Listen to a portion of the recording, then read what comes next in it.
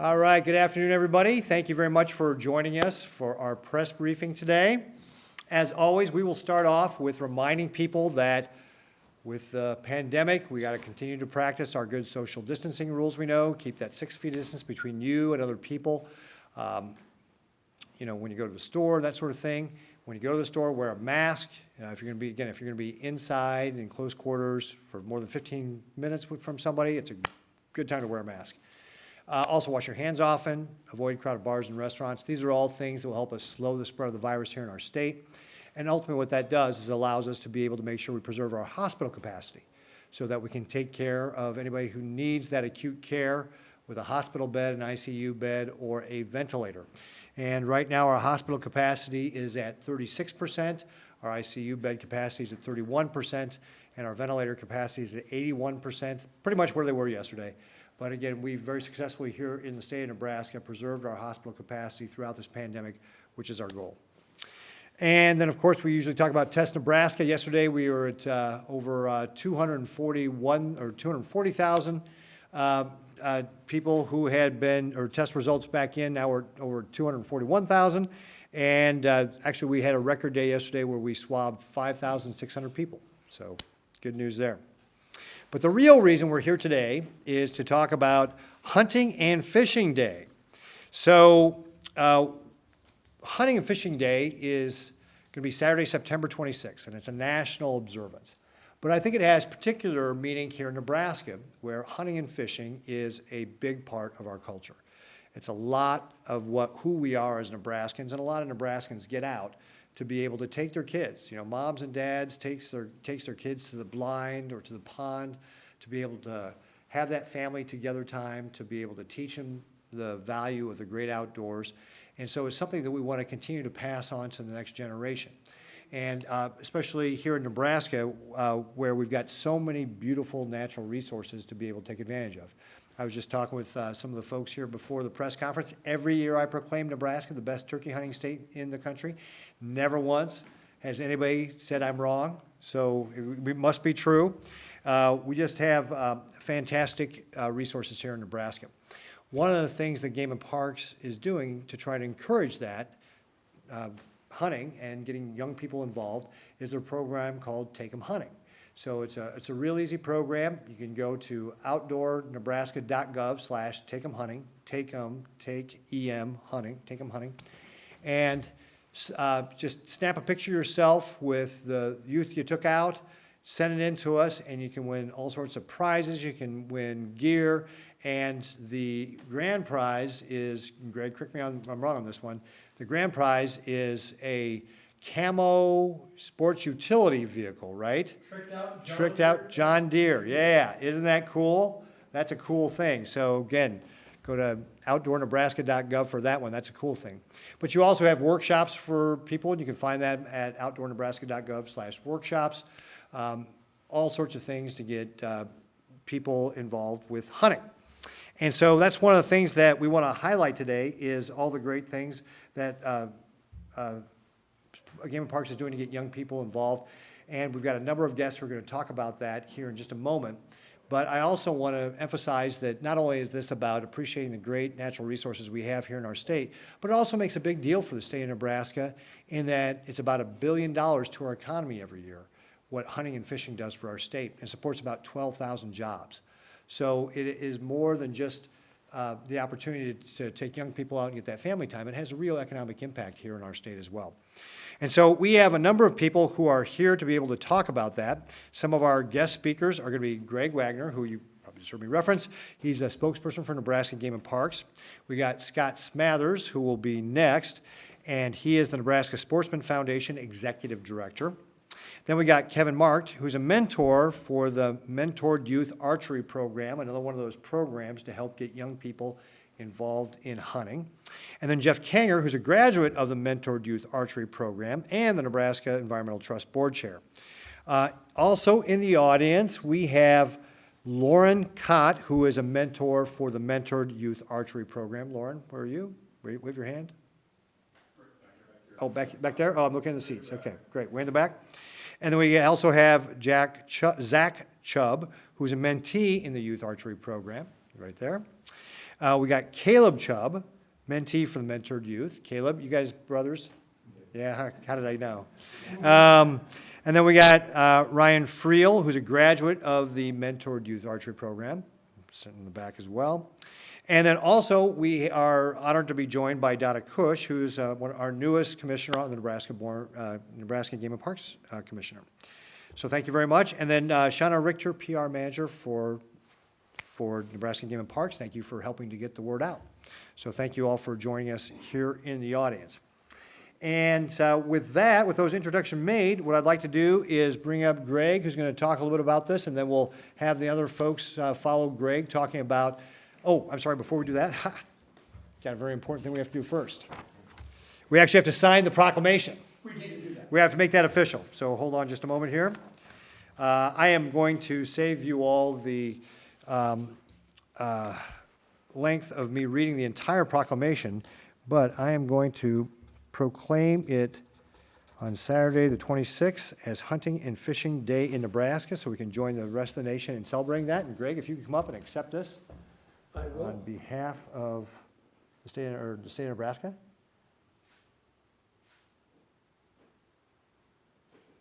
I see Shauna got a couple of good snaps of that. Thank you very much. And I will let you take it away from here. Okay, thank you. Thanks. All right, thank you, Governor Ricketts. I think with Governor Ricketts, we really appreciate the governor being an active, licensed sportsman here in Nebraska. He practices what he preaches. Governor, you love to turkey hunt with your son Roscoe.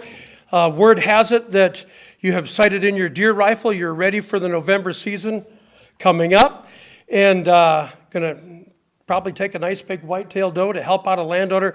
I think that's fantastic. So to have a governor who's an active participant in the world of hunting and fishing is huge. I am Greg Wagner. I come to you today as a landowner. I come to you as a hunter. I come to you as an angler. I come to you as a conservation professional. I wear all the hats. I believe truthfully that Nebraska, there is no place like Nebraska when it comes to outdoor recreation. We have some of the finest resources available.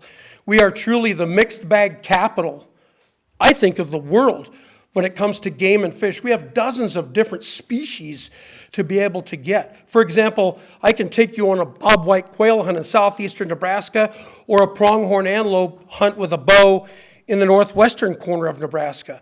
And in between, we have a lot of various species and over 3 dozen different species of fish to catch. We have a little bit of everything here in Nebraska. We will satisfy your appetite.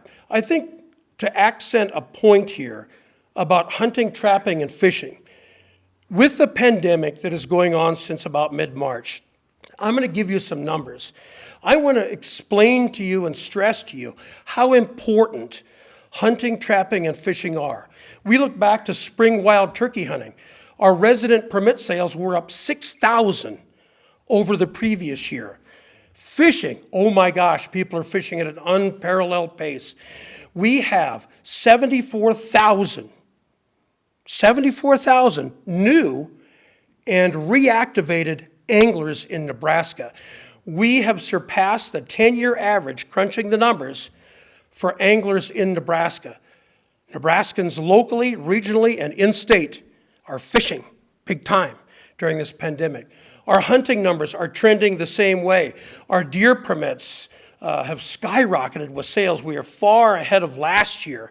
And we're seeing that with our hunting challenges as well, whether it's take-'em hunting that the governor mentioned or with our slams, the upland slam and also the duck slam. So we're seeing this in all different quarters of the area of hunting and fishing, trapping as well for Nebraska. Now, what's also interesting is 97% of Nebraska, it's private. It is private land. And we owe a huge, huge bunch of gratitude toward the farmers and the ranchers who let people hunt, who understand wildlife management, who understand keeping deer populations in check, who understand conservation and habitat work, who understand outdoor recreation and providing countless memories to even the mentees that we have here today. Without our private landowners and the cooperation from them, we would not be anywhere in Nebraska, and they are doing a fine job, and we want to acknowledge all of them. Along that same line, in Nebraska, we have a neat program called Open Fields and Waters. And before I came here, our wildlife division crunched some numbers. Open Fields and Waters is a program where we have landowners voluntarily get paid, they get financial incentives to allow walk-in, hunting, fishing, and trapping. I am pleased to report we have a record high number of acres in that program for 2020, over 350,000 acres. And that's a record. We also have another record. In my 41-year tenure with the Nebraska Game and Parks Commission, we have never had this much public land available to hunt. We have more than 1.2 million acres available, largely in part and thankful to the Open Fields and Waters program, which is our primary mechanism now to increase access for people to be able to go out and hunt, fish, and trap. It is huge. When you look at fishing in Nebraska, Nebraska, some people think, is not a destination for fishing, but they're wrong. Here comes the mixed bag capital line again, but this time for fishing. We do have some 50 different species in Nebraska, over 3 dozen different game species in Nebraska. Do you know that we stock 50 million fish annually here in the Cornhusker State? 50 million fish, from walleye fry to catchable-sized, pan-sized rainbow trout that will soon be stocked in nearly 30 waters around the state for people to catch, kids and families.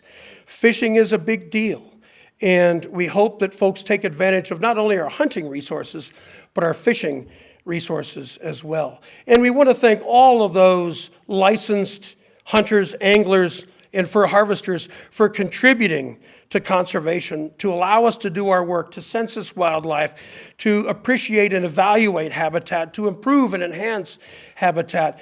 Very, very important. And without their dollars, we could not do it.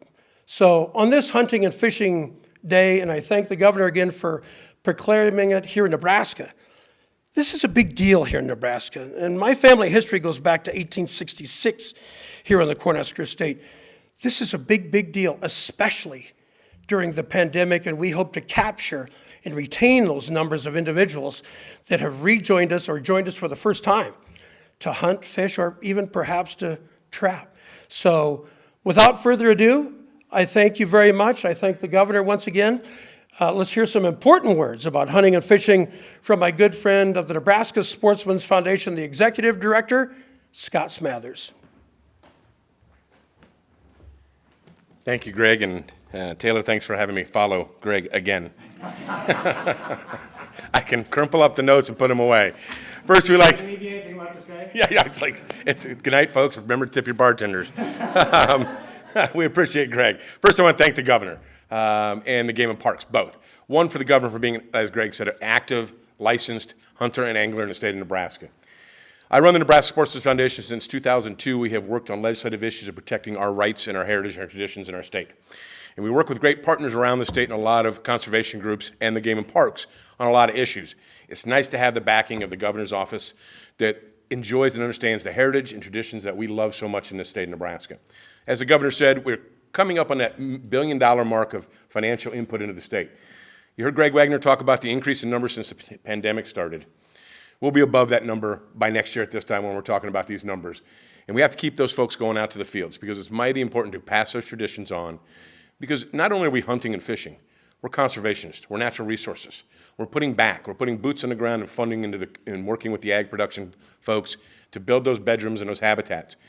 Without this day being recognized and the folks that do it day in and day out, when we're self-pay activity, it tends to get lost a little bit. So I want to thank the governor again for participating in this and participating in the field in his son Roscoe.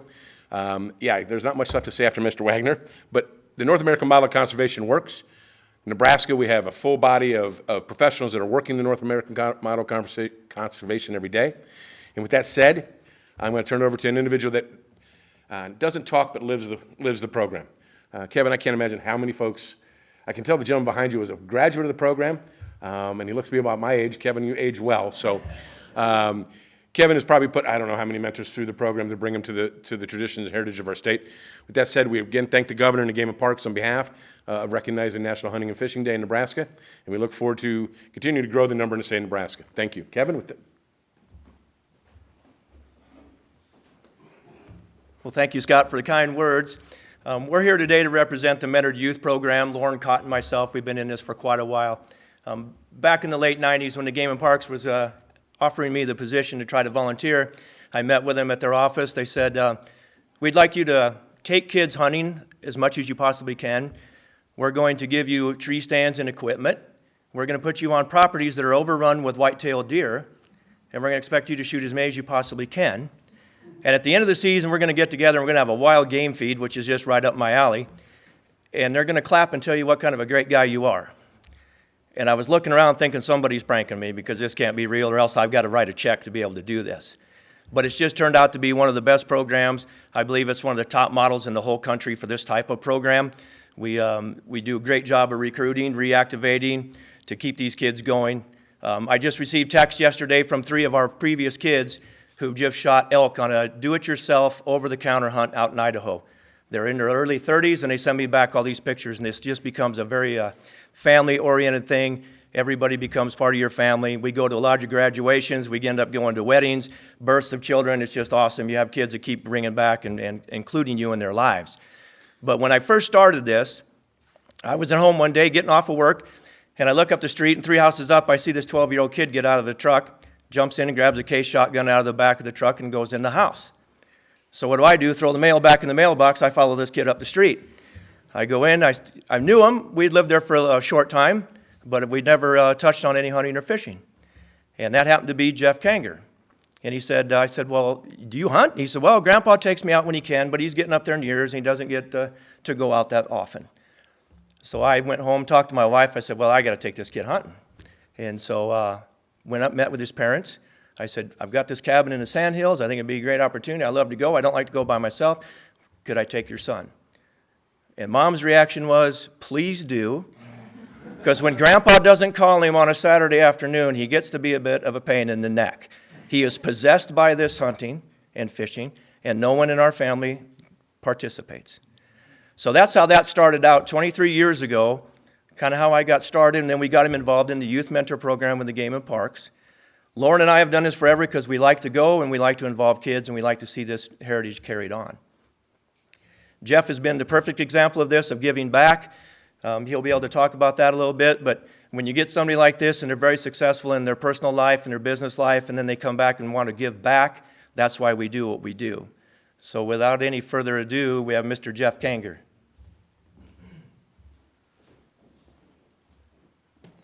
Thank you, Kevin, and thank you, Governor, for hosting us today, and thanks to the Game and Parks.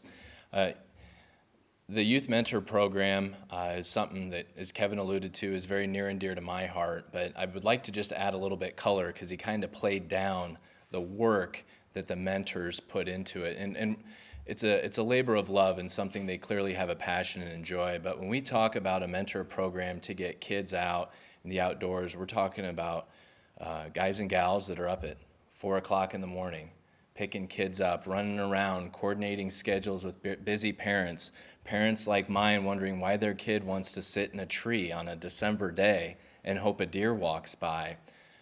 And then, coaching a young person who may have missed or the responsible way to track that animal and harvest and use that animal, walking them through things that are life skills that they take. But most importantly, an appreciation for our natural resources, for the private land partners that facilitate opportunities for so many people throughout the state, and for a Game and Parks Commission that supports something. Thank God the mentor program started over 20 years ago, so it's up and running and in a position now to really help. As Greg mentioned, we see a huge influx in outdoor interests from some families that might not have any other way to educate their children on the opportunities there but for a mentor program, but for the people like Kevin, the people like Lauren, and the countless other mentors that really put an incredible amount of time, an incredible amount of personal treasure to giving these kids an opportunity. And so having experienced that and gone through it, I want to definitely use this moment to thank them from the bottom of my heart, not just for the wildlife piece, not just for the conservation piece, but for instilling that volunteerism is very much a Nebraska value. Volunteerism is very much a part of being a good steward of the land and a good conservationist. And that volunteerism, as I look out into the kids currently in the program and recent graduates, is something that we have a responsibility to pay forward and facilitate, as we grow up, so to speak, and to create opportunities for people in the future. We are very, very blessed in this state to have a governor and a Game and Parks Commission and foundations that recognize the opportunity that is there.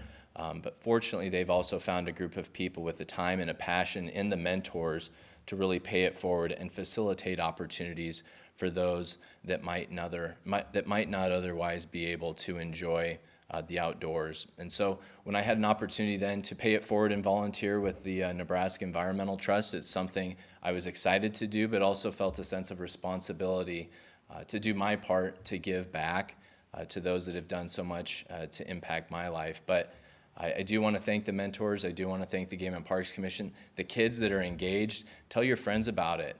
Be proud of what you do and the hobbies, but also help the landowner, help your neighbor, and be a good steward of one another, because in doing that, we'll be good stewards of the land as well. So thank you all. Thank you, Governor. Thank you, Jeff. So a couple things I just wanted to emphasize, some of the things that they said. One, with regards to the mentors, again, they put in their own time and resources to be able to take these youth out and take them hunting. So to Kevin and Lauren, thank you very much for what you're doing. I really appreciate that. That's fantastic. And then I just want to hit on something also that Scott and Greg said about conservation, that the fees that come from these permits actually help make sure we can invest and retain the natural resources we have and preserve the wildlife and so forth. It really does play into that conservation angle. And and Roscoe and I make an annual hunt of going out for spring turkeys. Even with the pandemic, we got out. Obviously, a lot of other people were doing it too, since we sold so many permits. But always a great way to be able to spend time with your kids by taking them hunting.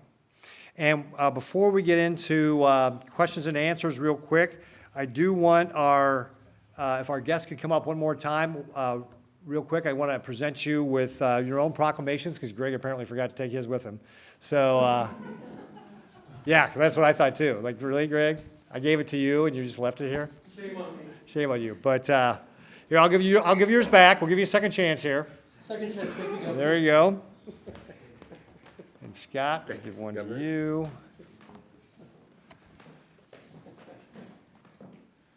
All right. You guys good? Okay. Bring them on up, yeah. All right, here, we'll present one of these. Oop, make sure it's in there, yep.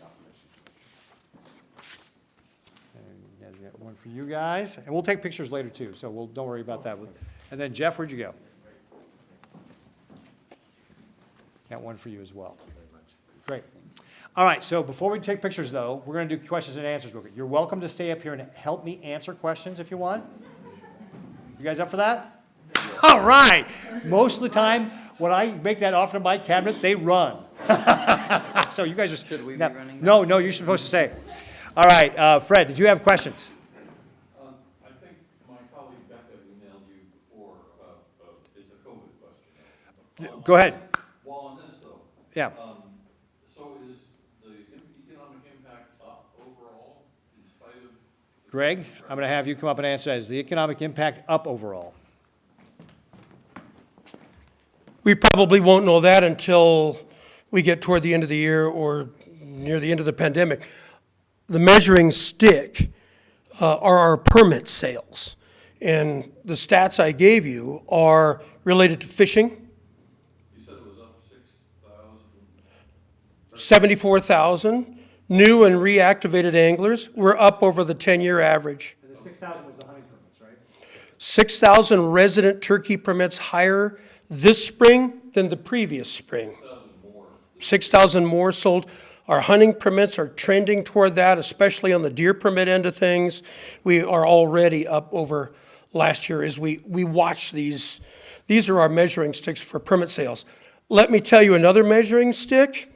If you go to any sporting goods store, and Scott and I were talking about this, any of the sporting goods departments that sell fishing and hunting items, you will see a lot of picked over fishing aisles with equipment. You will see a lot of hunting ammo, some empty shelves. It's getting a little bit better.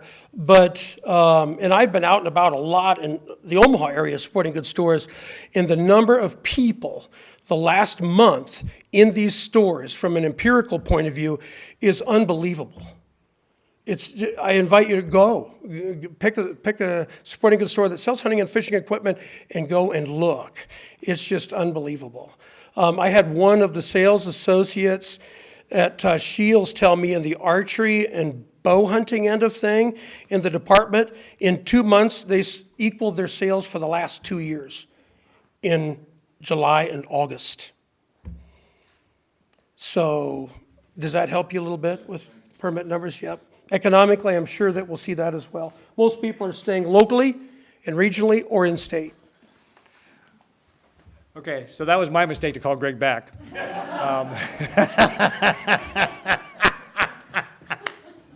All right, Fred, so did I answer your questions on the Game and Parks? Yes. COVID. There's apparently a glitch on the state data dashboard. It says that there were 0 tests on September 17th, but 502 positives.